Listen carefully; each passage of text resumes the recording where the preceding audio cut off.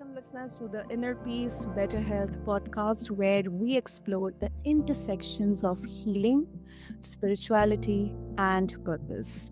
I'm your host, Sana, and today I am joined by an incredible guest. She's a best selling author and transformation coach. Listeners, meet Sylvia Worsham. She is a woman whose journey from corporate success to spiritual surrender is as powerful as her book, In Faith, I Thrive. So, with that, let's quickly dive deep into her journey and her book. So, Sylvia, welcome to the show, and I'm really honored to have you here with us. Sana, it's a pleasure to be on your podcast and to share wisdom on your show. Beautiful, Sylvia. I love the title of your book, In Faith, I Thrive. Now, there can be so many interpretations of this title, but what I feel that it speaks to a deep spiritual transformation. So, how do you define spiritual transformation, Sylvia? And what was that moment, that pivotal moment that made you shift from all the worldly, external corporate accolades to soul-led living? The turning point that led to all of what you just discussed was receiving 3 miracles in 72 hours. And that happened in 2012 on Easter weekend. And so quite a powerful weekend to have a spiritual transformation occur. I faced an 80% chance of dying due to a medical complication that it just came out of nowhere. I was a healthy 36-year-old. I was dating who would become my second husband, and I had a young son, and he just invited us to go with him to his hometown to spend Easter weekend with his family. And I was a single mom, and I knew that meant that he was serious. And so I took the journey, already feeling pain in my chest. And when we arrived, he saw how pale I looked. And instead of driving overnight, which was the original plan, we stayed overnight in Houston, Texas, which is the medical center of one of the largest medical centers in the country. And so that in itself was a miracle, right? But in the middle of the night, I was jolted awake. The pain was so excruciating. And I heard a prompting that basically said, hey, lean forward and you'll be able to breathe. And the next day when I was admitted to the hospital, the doctor said, if you had not done that, you would have died, because I had passed 2 blood clots, had passed through my heart to get to my left lung, 2 pulmonary embolisms. And that was very shocking already, but when you get 6 doctors in your hospital room the next day, it's even more shocking, because what I was facing was liver failure. And with everything complicated, all I could do was fully surrender into God's loving arms. That's the only choice I had. And it was hard for someone like me who came from the corporate world, who came from wanting to control my circumstances and to have the quote unquote successful life by checking off all the boxes, right? On the outside of my life, I was a highly successful, multiple award winner with Pfizer Pharmaceuticals, one of the largest companies here in the United States. And I had the life, but then this happened and it just shifted everything. It wasn't overnight, I will tell you that, but it was so profound that it started the quest to discover what my divine purpose was.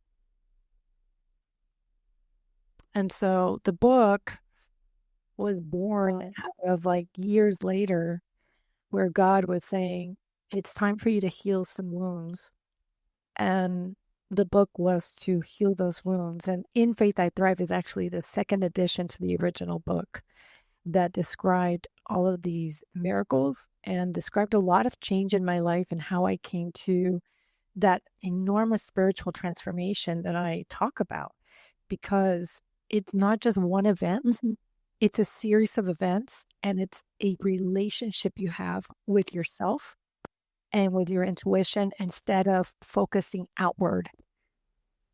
in trying to find the answers outside of yourself, which is what was happening prior to that turning point. So I don't know if I answered your question or if you need more detail. No, more than that. You you definitely answered it. And um I would also love to know that um during that particular moment, I mean, you had externally everything.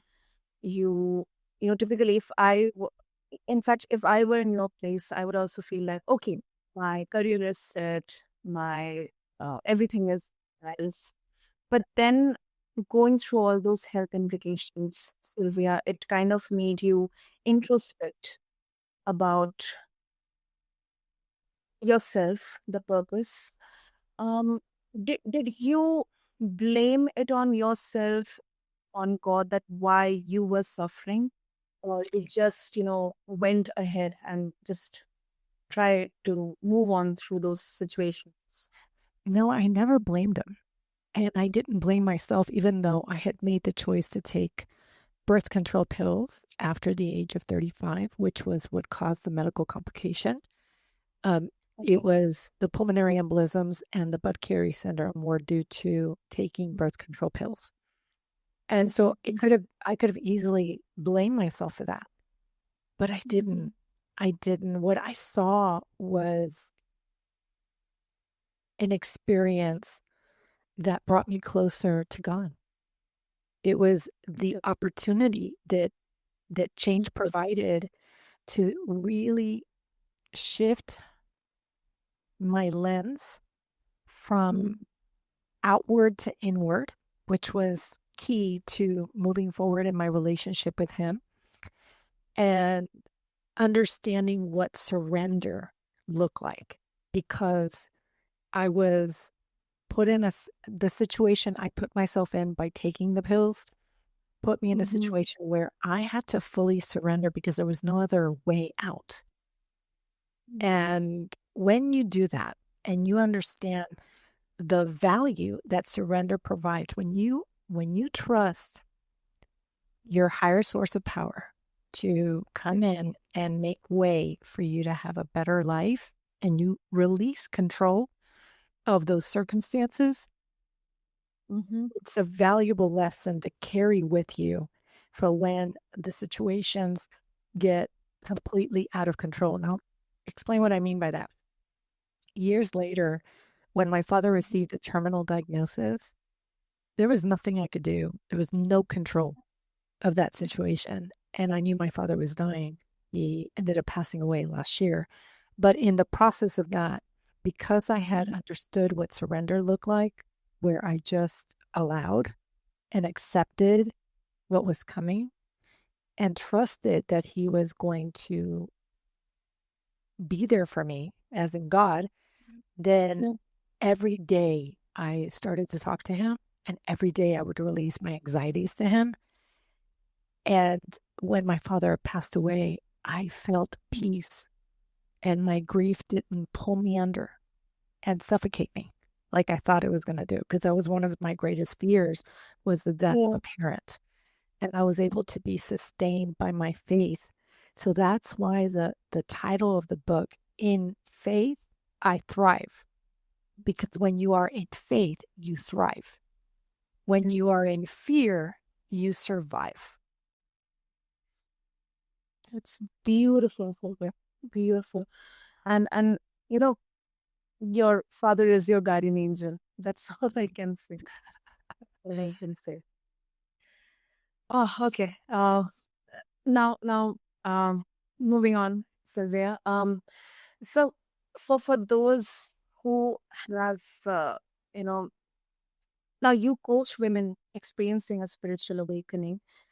So, in your observations, in your experiences, what kind of common blocks you see they face, and how can faith, or how does faith help dismantle them? So the biggest blocks I see is the fear of the unknown. And so they avoid their pain. And so if anything they're facing right now, they will adopt avoidance a lot. And that's what I have found is their attempt to control their circumstances. So how can faith actually release them from that cage is when you accept that you cannot control what's coming, there's a freedom in that.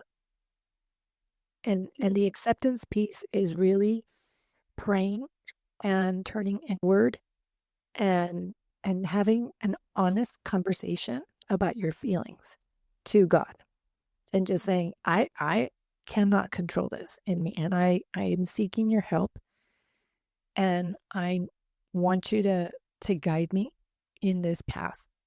That's block number one. The other block that I find and I hear everywhere, especially when I interviewed people for the book, was the fear of the unknown. That's a big fear. And you've got to maybe take accountability for the life that you want to lead and start to really look inward and be honest with yourself of what you need to do to move in the direction of the life that you desire and make different choices. Because the choices and the thoughts that you're entertaining in your mind are what is manifesting in your life. They're creating feelings inside of you, and we're emotional human beings. We're going to react to those feelings, and that's why we have certain results in our life, or we're going to act on certain feelings. Yes? So it's being very mindful of those thoughts. And I've started years ago, what I would do, I would meditate. I would meditate, close my eyes, try to breathe, because my anxiety was taking a big hit.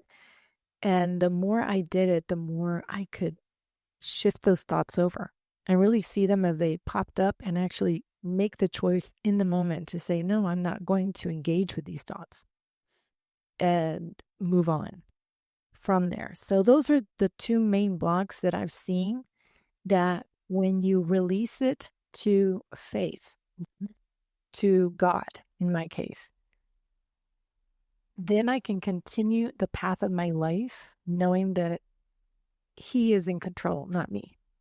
And so I do what I need to do, which is to be mindful of my thoughts and to make different choices and continue with my life and continue making different choices.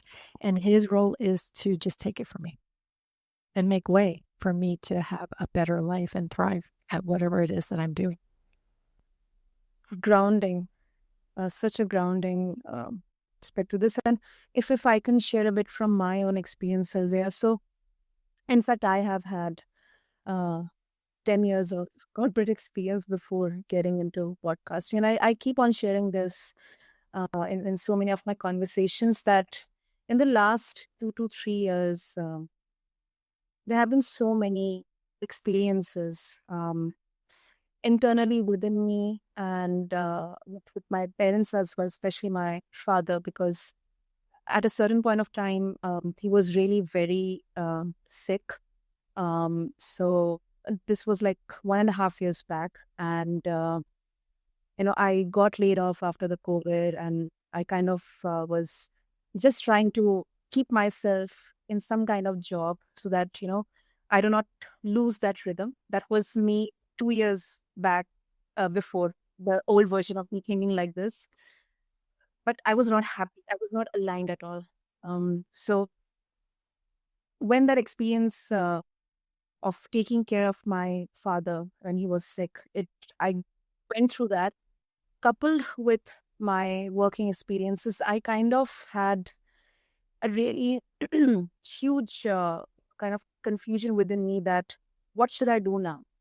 Because if I'm working and I'm staying away from my parents, like 2,000 kilometers away from them, maybe physically I won't be able to take care of them every time. I may not be available.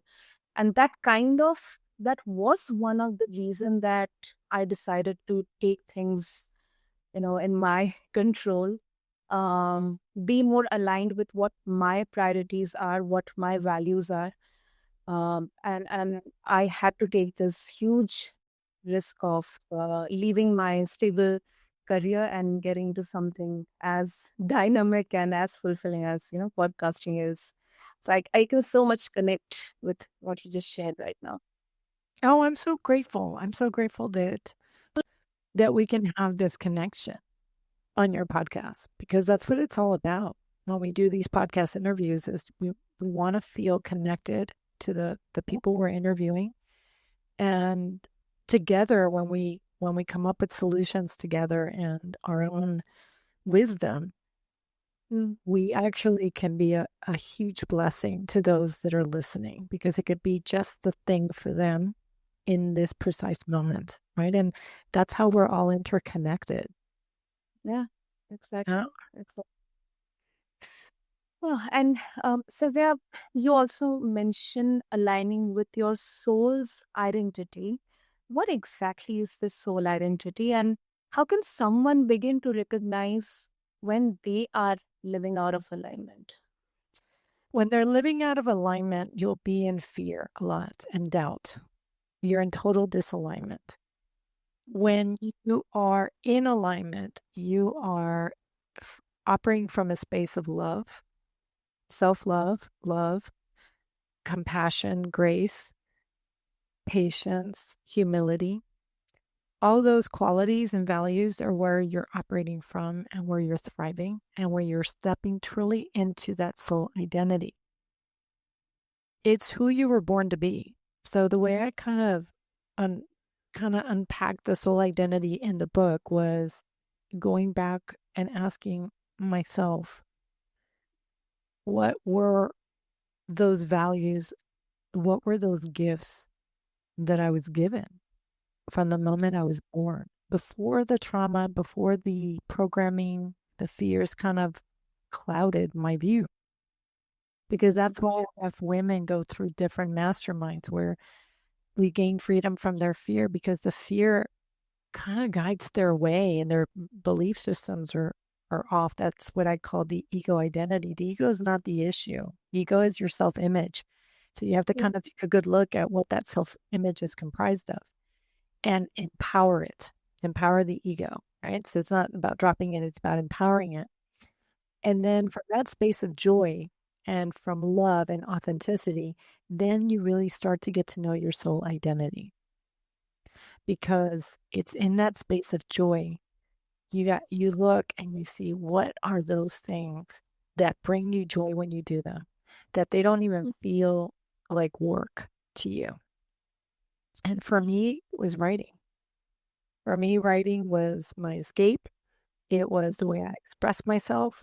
It was the way I could reach others. And in the podcast as well, it was the other way that I could do that.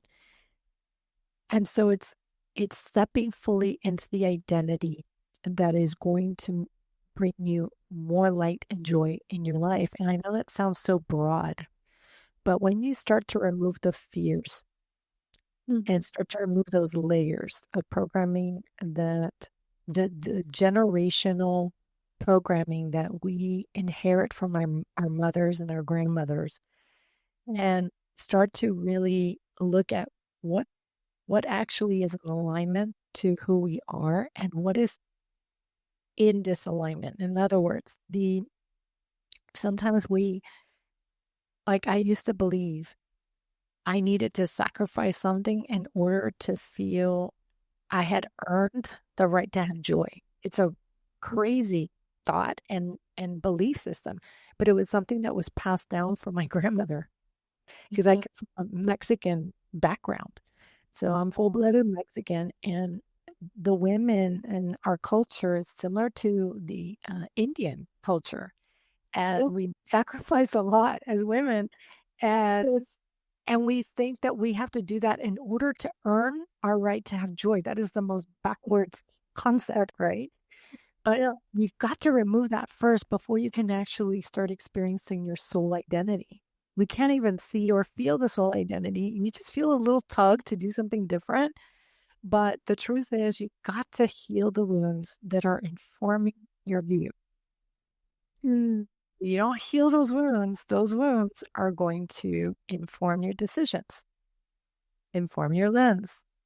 And so when you may want to step in there, but you can, you just realize that sometimes you may stay in the cyclical um, stages because you haven't rolled up your sleeves and done the work, the emotional, mental, physical, and spiritual work that will lead you to a space of thriving. Yeah, that is really, really empowering. And yes, I mean, you're absolutely right. I mean, in our culture as well, I have seen my mother sacrificing her precious years of youth, her time, her health, everything for us, for the entire family. And now kind of I am trying to be that channel to help her, give some encouragement on just focusing first on herself and then on others. Because when you focus, I mean, your self love comes from your higher source of power too. When you love God, you love yourself. He lives within you. And so having self love doesn't mean it's selfish. It means that you are foremost loving God and then others, which is what he asks of us anyways. So that's kind of how I see self love, in that I'm doing the loving thing that's going to help me thrive and to help my family thrive. Because when we as women put ourselves completely last in the self care category, our family suffers. We're not happy people. We do not, we're just not happy people. And why? Why do we want to do that to our family whom we love? So do something on purpose every day. So for those women listening, or even men, do something that brings you joy every day, whatever that is. And it doesn't have to be the same thing over and over again. Like for me, I play pickleball, or I'll dance to music, or I'll go for a walk in nature, or just something that I know will bring a smile to my face every day, even if I don't feel like it. Wonderful, wonderful. And Sylvia, before we wrap up this beautiful, powerful conversation, if our listeners would like to connect with you and get a hold of your book as well, what is the best way to do that? On my webpage, actually, and that is www.sylvia, spelled SYLV as in Victor, IA, Worsham, WORSHAM.com.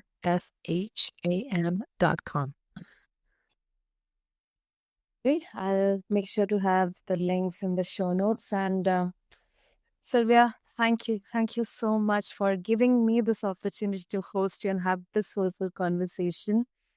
I mean, I don't have any further words, but yeah, thank you so much. No, thank you. And I hope you have a beautiful evening and blessed sleep. Thank you. Thank you so much, Sylvia. And thank you to all of my beautiful listeners out there to tune in to Inner Peace, Better Health. And if today's conversation spoke to you, share it forward and also explore Sylvia's book, In Faith, I Thrive, for more on healing through faith and living your soul's purpose. Until next time, stay grounded, stay peaceful. Thank you.